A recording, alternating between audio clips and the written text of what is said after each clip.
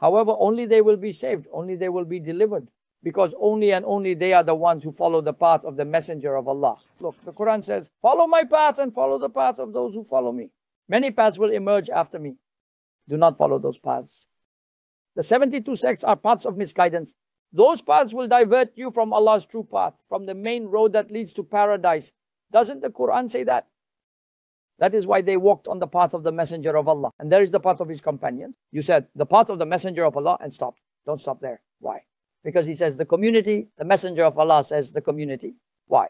Allah, the Exalted, says in the verse in Surah Al-Baqarah, revealed during the time of the noble companions, if they believe as you believe, then they will be rightly guided. Speaking of the Jews and Christians turning to Islam. But he says your belief in the plural form. Look, again, he doesn't say your, he says your, not my beloveds, but yours. When he says you in that time, who was present as the audience? Who were those who were listening to the Prophet? Were we those? Whose belief does Allah consider valid? Whose faith does he deem as evidence? To whom is he addressing? Whom is he taking as the audience? If they believe as you believe, they will be guided.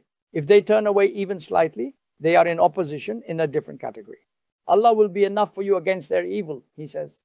When you bring all these Quranic verses together, it all points to the concept of the Messenger of Allah and his companions as a community. This is where the concept of the Sunnah and the community, Ahl al-Sunnah wal Jama'ah, comes from. Because the Messenger of Allah gave a guarantee that they would not unite in misguidance. He gives a guarantee in the name of Allah.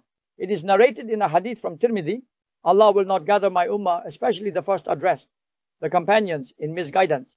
The hypocrite is excluded. They are not considered among the companions. They were seen among the companions, but became hypocrites, apostates. These are not included in the definition of companions anyway. So then, who are the ones who preserve and protect the path of the Messenger of Allah and his companions? They are the scholars of Allah's Sunnah wal Jama'ah. May Allah's blessings and peace be upon the Messenger of Allah, his companions, and all those noble followers.